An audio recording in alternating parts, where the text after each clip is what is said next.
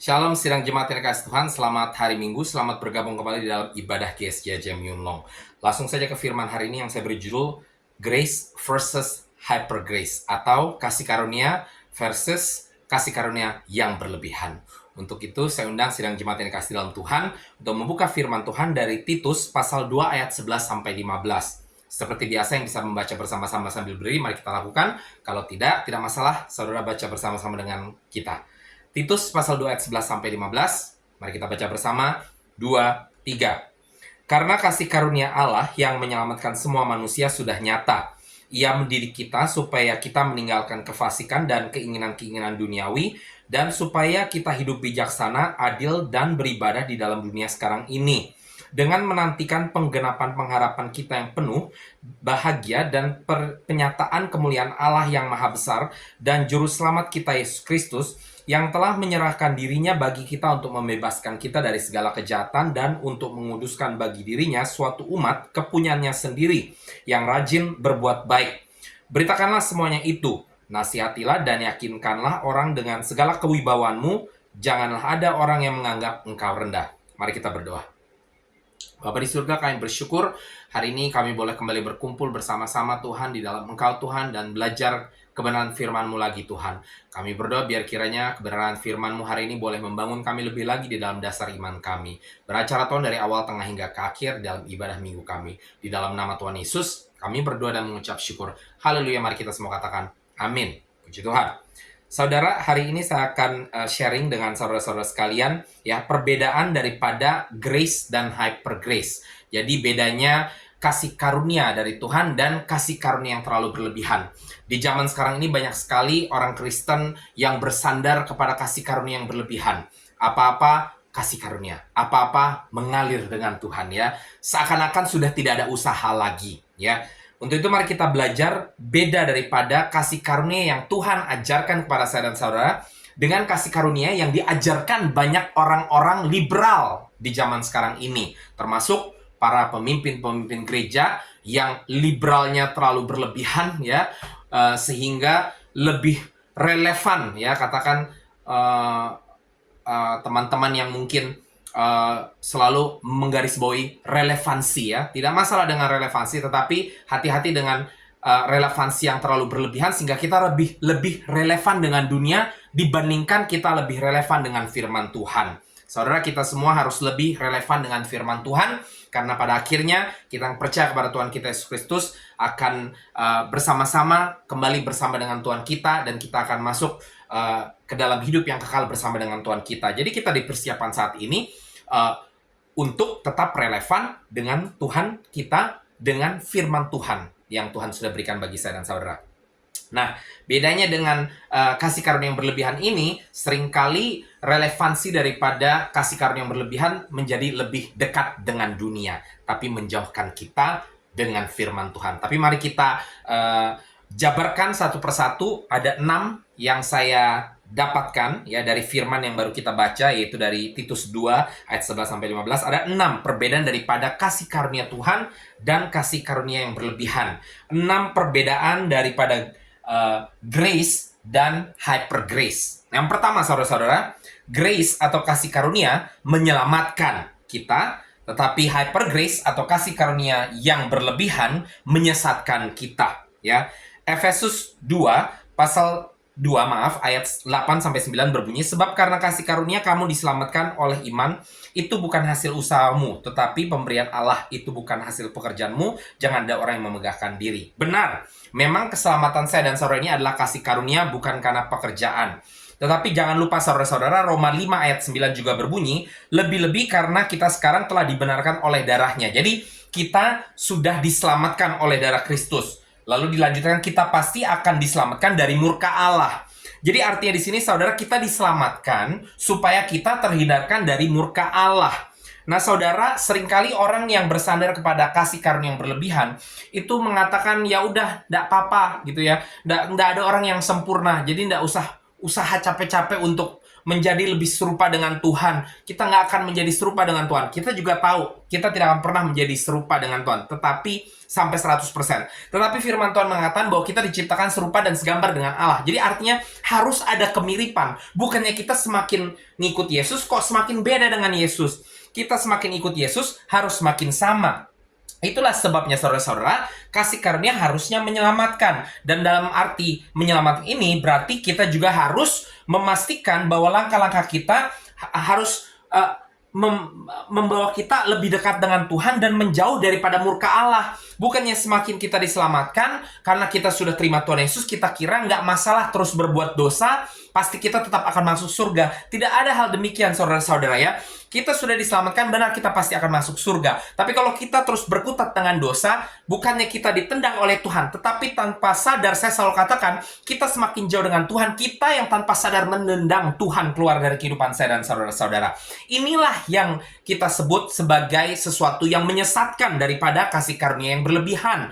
Grace menyelamatkan, tetapi hyper grace atau kasih karunia yang berlebihan itu menyesatkan. Seakan-akan tidak masalah kita terus berbuat dosa karena surga tetap milik kita. Ya, padahal tanpa sadar semakin kita berbuat dosa, kita tidak kompatibel dengan Tuhan, kita semakin jauh dengan Tuhan, dan semakin kita jauh dengan Tuhan, kita lama-lama pasti kita akan tinggalkan Tuhan. Bukan Tuhan tinggalkan saya dan saudara, tetapi kita yang karena sudah semakin jauh dari Tuhan, kita meninggalkan Tuhan. Jadi saudara jangan mau tertipu dengan tawaran-tawaran dunia yang liberal, bahkan gereja yang liberal, untuk fokusnya kepada kasih karunia. Apa-apa kasih karunia ya. Kasih karunia yang tidak bisa diganggu-gugat saudara-saudara. Tetapi mari kita jangan mau disesatkan. Kita ingat bahwa kasih karunia yang sudah kita terima tersebut, sesuai Roma 5 ayat 9 katakan, harusnya menyelamatkan kita dari murka Allah. Artinya harusnya membawa kita semakin jauh daripada murka Allah. Bukan kita makin dekat dengan murka Allah karena kita semakin terus-terusan melakukan hal-hal yang melanggar firman Tuhan ya. Mari kita berpegang teguh kepada kasih karunia yang Tuhan berikan kepada saya dan saudara, bukan kasih karunia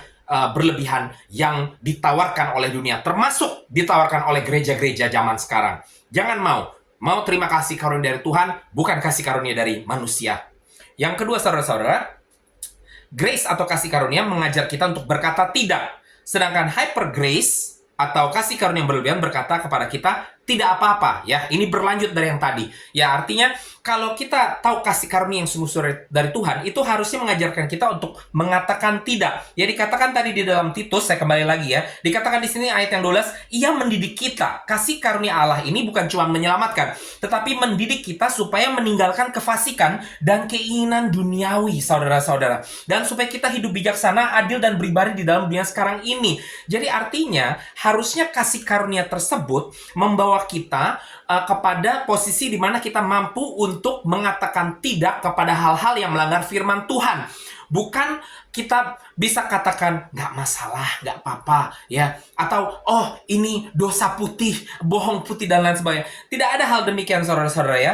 Kasih karunia dari Tuhan saya dan saudara-saudara adalah kasih karunia yang mengajarkan saya dan saudara untuk mengatakan tidak dan bisa membedakan bahwa kita ada di dalam langkah iman kita yang berbeda dengan langkah dunia ya. Bukan ya serupa tapi tak sama. Kita harus benar-benar tidak sama sama sekali. Nggak bisa kita bilang serupa tapi tak sama. Nggak bisa, karena kita harus serupa dan segambar dengan Tuhan saya dan saudara. Ya, tapi kalau kita bilang serupa tidak tapi tak sama dengan dunia, berarti kita serupa dan segambar dengan dunia. Kita harusnya serupa tapi tidak sama dengan Tuhan. Kita diciptakan serupa dengan gambar Tuhan, tetapi kita tidak sama dengan Tuhan, saudara-saudara ya.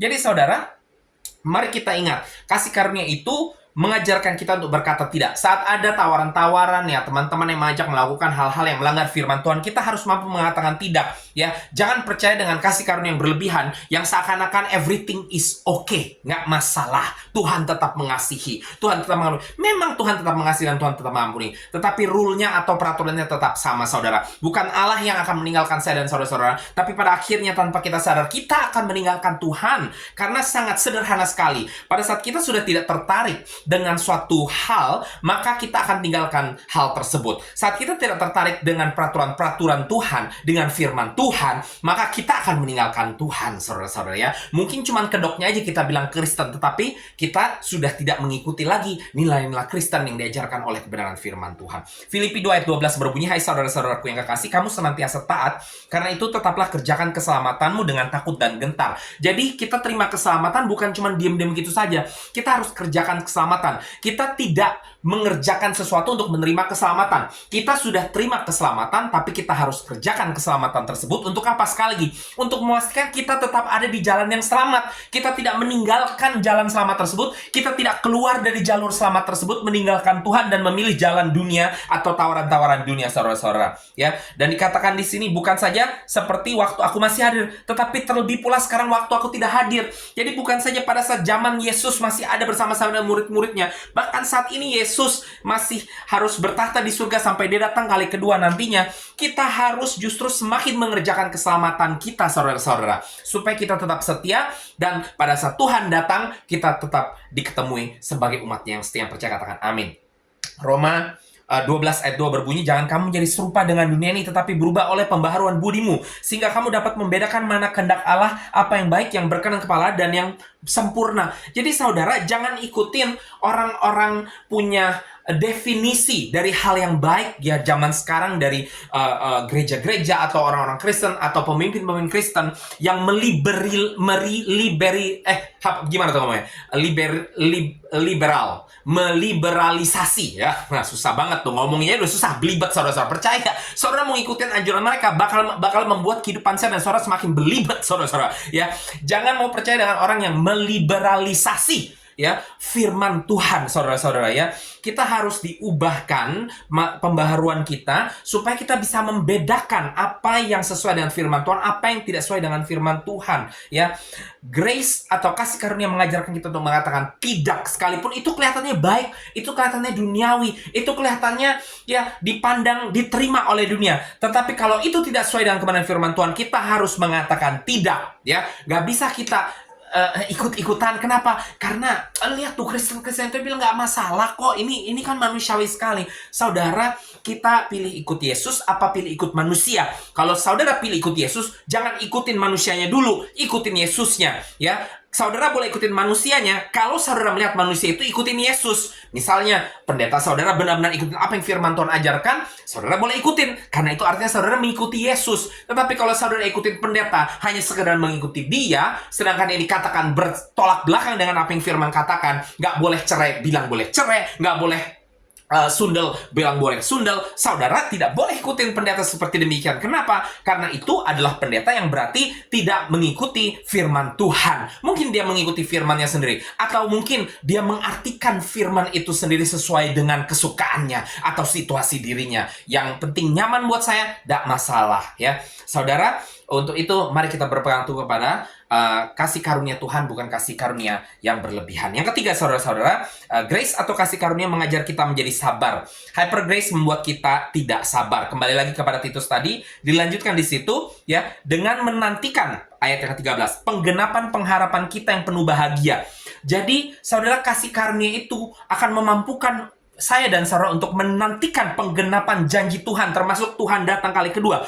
Tuhan akan datang kali kedua dan menjadi hakim. Dia akan melihat apakah kita setia dengan firman Tuhan, apakah kita main-main dengan firman Tuhan, dan kita bersandar kepada grace yang berlebihan, atau kita bersandar kepada grace atau kasih karunia yang sungguh-sungguh dari Tuhan. Tapi kalau kita benar-benar memegang kasih karunia Tuhan, bukan kasih karunia yang berlebihan, kita memegang grace, bukan hyper grace, maka kita akan mampu untuk menjadi sabar, menantikan Tuhan, bukan menjadi tidak sabar. Ya, mengikuti apa yang maunya kita lah, gitu ya. Kita akan sabar, saudara-saudara. Kita akan di dalam langkah iman kita pun kita akan terus mengikutinya. Ya, banyak orang Kristen, ya, toh Yesus juga katanya bakal sebentar lagi datang kali kedua. Sampai sekarang nggak datang-datang, akhirnya tinggalin Tuhan, ya. Atau punya masalah, baru kena masalah sedikit, berasa kayaknya Tuhan nggak jawab saya nih, ya. Akhirnya tinggalin Tuhan. Pas dikorek-korek ternyata ngikut Tuhannya gara-gara ditawarin sama temen, oh kalau ikut ke gereja ada berkat dari Tuhan. Ya, ada mujizat dari Tuhan. Dan mungkin mujizat terjadi benar waktu kali pertama datang. Tapi karena datangnya dengan motivasi untuk cari mujizat, bukan cari Tuhan, jadi tanpa sadar fokusnya kepada mujizat, bukan kepada Tuhan, bukan kepada pertumbuhan imannya kepada Tuhan. Jadi pada saat mujizat seakan-akan nggak terjadi, padahal maksud Tuhan, ini hal yang tidak perlu mujizat yang kayak gimana-gimana gitu loh. Ini hal yang harus kamu lalui supaya kamu semakin tumbuh menjadi dewasa di dalam iman kamu. Tapi kita sudah ngambek. Ya, karena apa? Nggak kelihatan Tuhan lakukan apa-apa dan tinggalkan Tuhan. Ya, menjadi tidak sabar. Yakobus 1 ayat 2-4 berbunyi, saudara-saudaraku, anggaplah sebagai suatu kebahagiaan apabila kamu jatuh dalam berbagai pencobaan. Sebab kamu tahu, ujian terhadap imanmu itu menghasilkan ketekunan.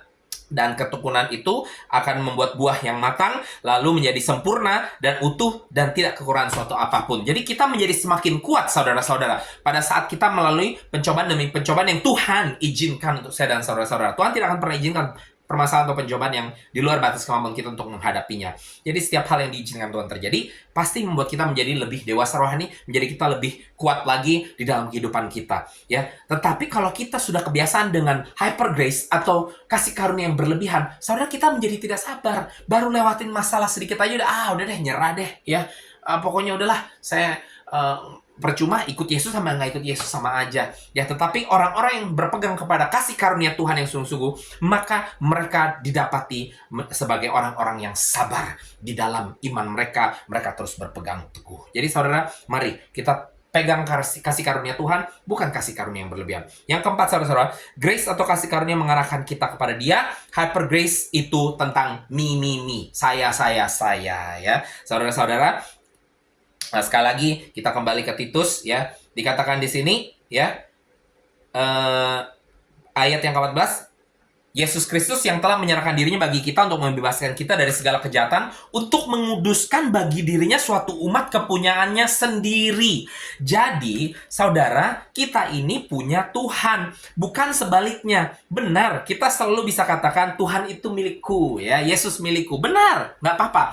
Boleh dan bagus dan Tuhan mau sekali. Tetapi sebelum kita bisa katakan Tuhan milikku, Tuhan yang duluan sudah memiliki saya dan saudara-saudara. Kalau nggak, kita nggak akan pernah bisa melihat kasih karunia Tuhan tersebut.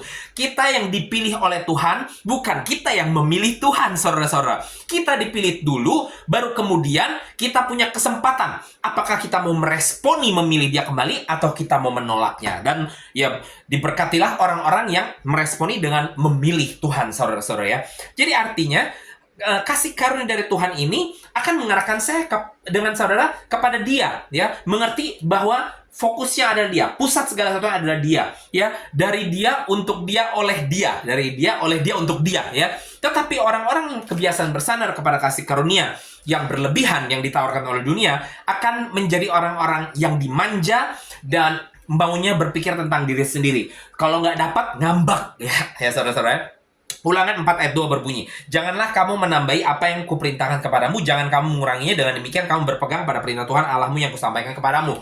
Orang-orang Kristen liberal yang terlalu berlebihan, sekali lagi nggak masalah, mau liberal sedikit, ya, kontemporer dan lain sebagainya, relevan nggak masalah. Tetapi liberal, kontemporer, atau relevansi yang terlalu berlebihan, yang akhirnya membuat kita lebih relevan dengan dunia, saudara, tanpa sadar, kita akhirnya mengobrak-ngabrik firman Tuhan. Tidak sedikit yang mengatakan firman Tuhan itu sudah obsolete, artinya sudah usang, artinya nggak cocok untuk di zaman sekarang. Jadi harus dimodifikasi, harus disesuaikan, adaptasi dengan zaman sekarang. Ulangan 4 ayat 2 mengatakan nggak bisa ditambahkan, nggak bisa dikurangin. Yang penting kamu membaca firman Tuhan diperbaharui dengan pembaharuan budi, ya. Saudara, Yesus pun lakukan demikian. Pada saat Dia membela perempuan yang harusnya ditimpuki batu karena bersundal, Dia katakan, apa Dia katakan di situ? Yang satu di antara kalian bila ada yang di antara kalian tidak pernah melakukan dosa, maka biarlah dia menjadi orang pertama yang melempar batu tersebut. Dan semua orang pergi akhirnya.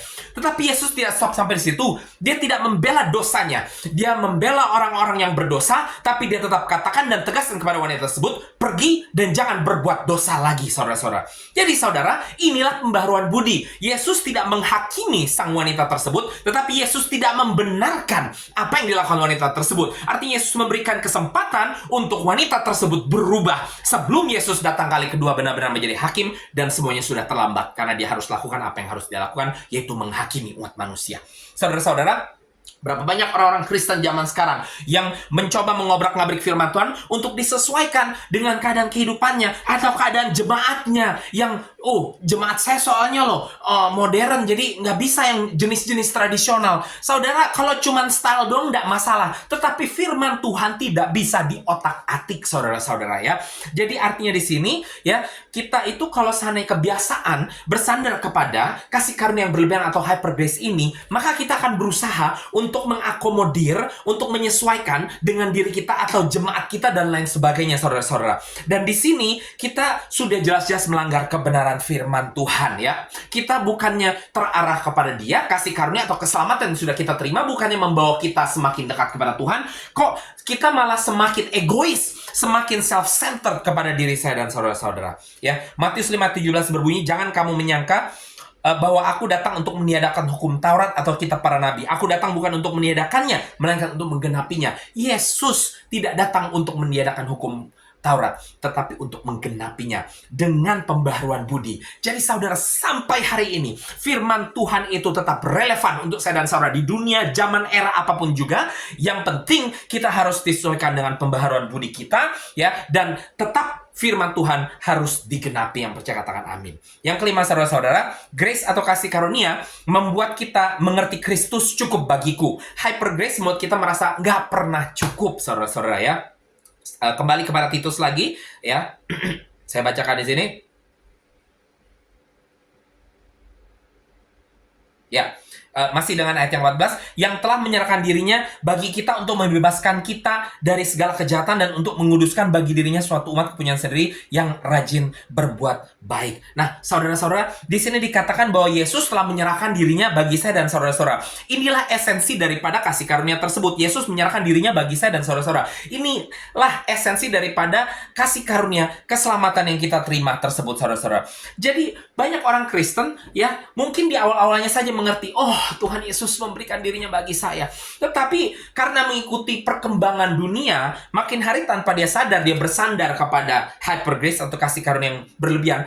Seakan-akan tidak pernah merasa cukup. Itulah sebabnya banyak orang Kristen juga tetap akhirnya jatuh ke dalam dosa. Dengan masalah uang lah, dengan masalah posisi kah, dan lain sebagainya. Ya, mungkin korupsi kah, atau mungkin backstep, atau menusuk dari belakang demi untuk mendapatkan posisi yang saat ini dipegang oleh orang lain. Harusnya saya dapat dong, saya kan kerja di sini lebih lama. Ya, saudara, kita melakukan apa saja ya demi kita mendapatkan apa yang kita mau ya. Padahal kita harus ingat kasih karunia itu mengajarkan kepada saya dan saudara bahwa kita dicukupkan oleh Tuhan saya dan saudara-saudara. Tetapi orang yang bersandar kepada kasih karunia yang terlalu berlebihan, itu tadi saya katakan dimanja. Jadi kebiasaan dikasih apa-apa, pokoknya, no problem, apa-apa nih, terima. Ya sama kayak anak kecil kan, yang kalau biasa dikasih, dimanjain apa-apa, dikasih kado, apa-apa dikasih mainan dan segala macam ya.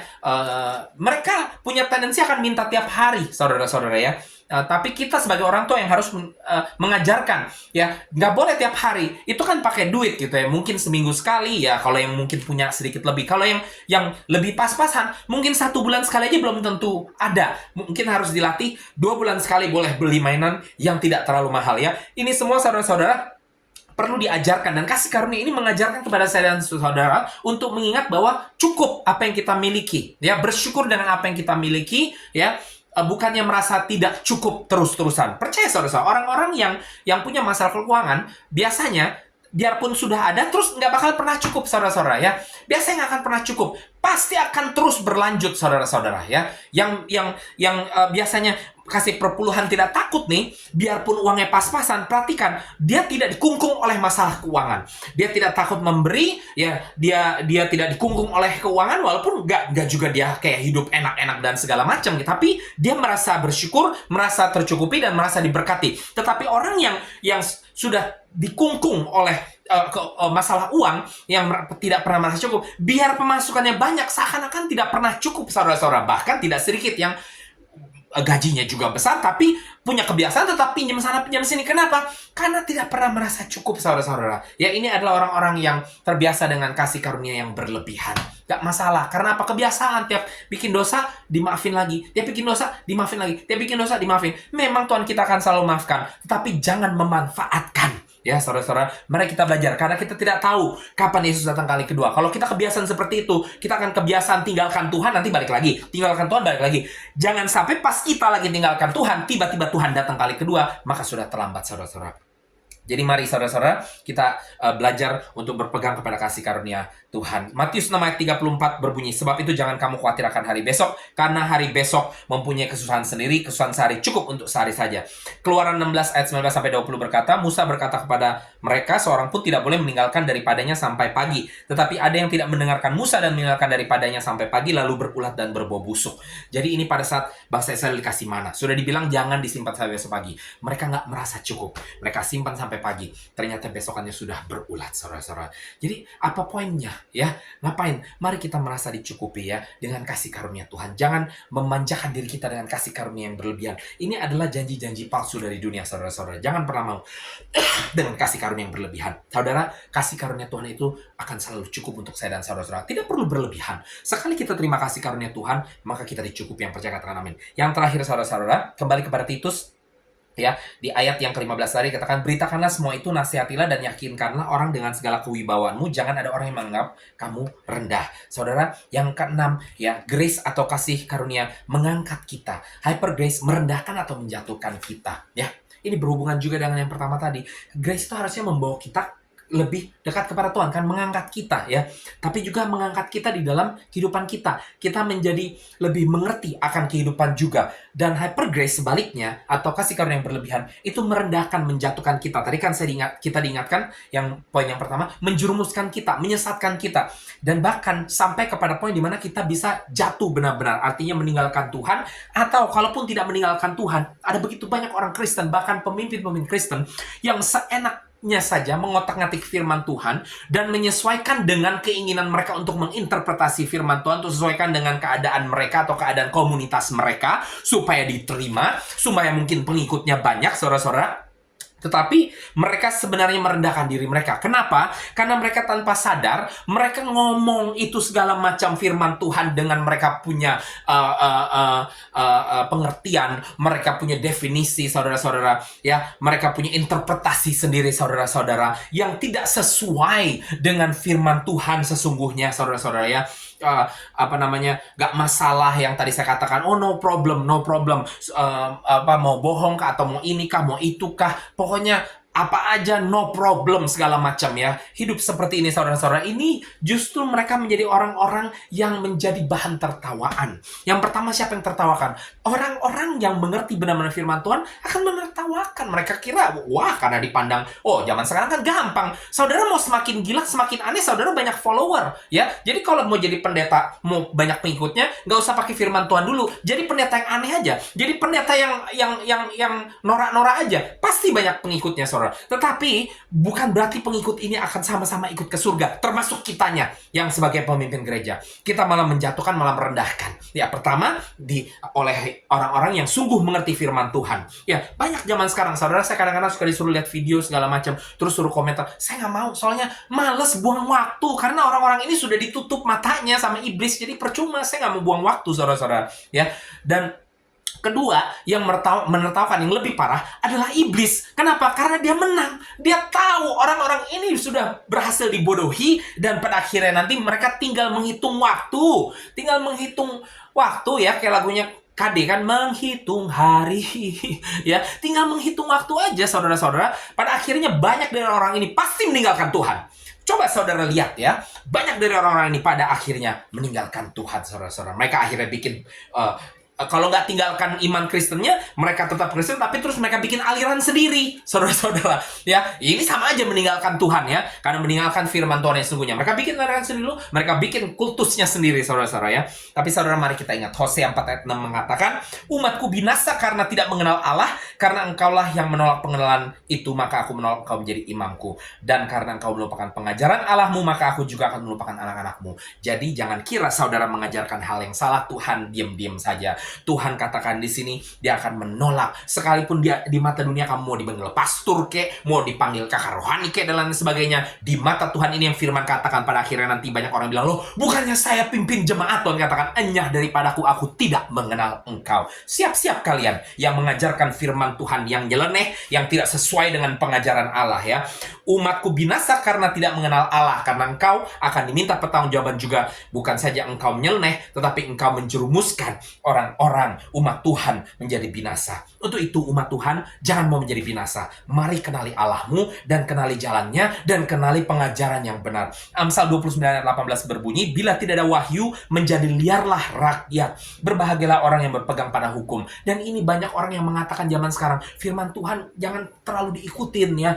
Jangan ikut Alkitab, jangan baca Alkitab kayak seperti itu. Benar, memang pada saat kita baca Alkitab, kita harus berdoa supaya Tuhan berikan hikmat ya. Tetapi juga nggak bisa kita bilang, oh firman Tuhan itu sudah tidak relevan dan lain sebagainya. Kalau kita tidak ada panduan firman Tuhan, dikatakan kita menjadi liar, saudara-saudara. Dan inilah sebabnya banyak pendeta-pendeta liar zaman sekarang. Kenapa? Karena tidak memiliki wahyu dari Tuhan, tidak berpegang kepada hukum. Ya, berbahagialah orang yang berpegang kepada hukum. Ya, jadi saudara, sekali lagi, kita tidak hidup di dalam hukum. Benar, kita hidup di dalam kasih karunia. Tetapi jangan lupa, kasih karunia itu, ya Tuhan kita Yesus Kristus datang untuk menggenapi hukum. Artinya hukum tetap ada dan kita tetap harus berpegang pada hukum seperti Amsal katakan ini. Yesaya 40 ayat 31 berbunyi, tetapi orang yang menantikan Tuhan mendapat kekuatan baru.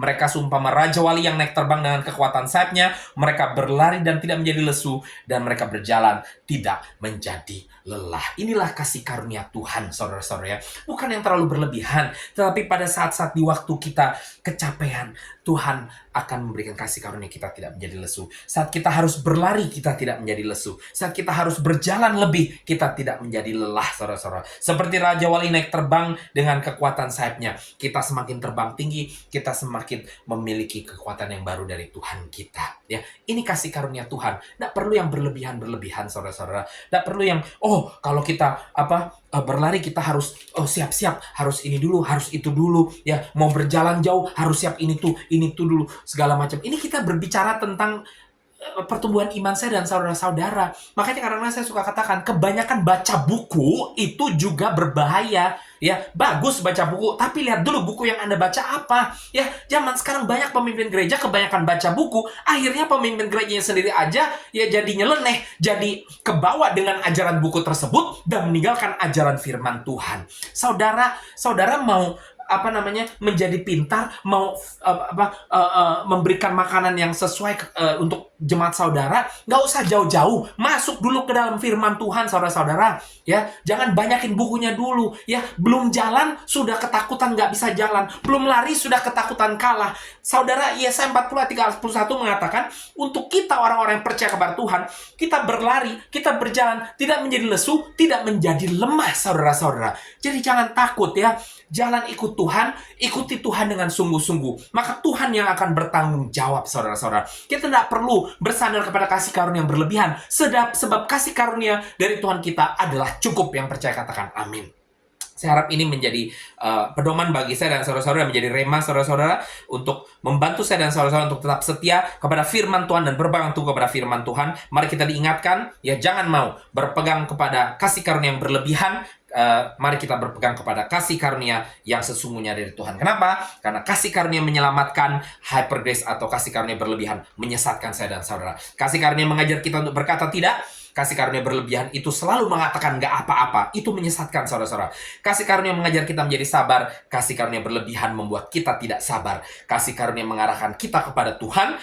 Tapi kasih karunia yang berlebihan, it's all about saya, dan saya lagi. Kasih karunia membuat kita mengerti Kristus cukup bagi saya dan saudara. Tapi kasih karunia yang berlebihan selalu membuat kita tidak pernah merasa cukup. Dan terakhir, kasih karunia harusnya mengangkat kita kepada Tuhan, lebih dekat lagi pada Tuhan. Tapi kasih karunia yang berlebihan selalu merendahkan dan menjatuhkan saya dan saudara-saudara. Mari kita terus berpegang teguh kepada kasih karunia Tuhan dengan berpegang kepada setiap kebenaran firman-Nya. Saya harap ini menjadi berkat bagi saya dan saudara sekalian.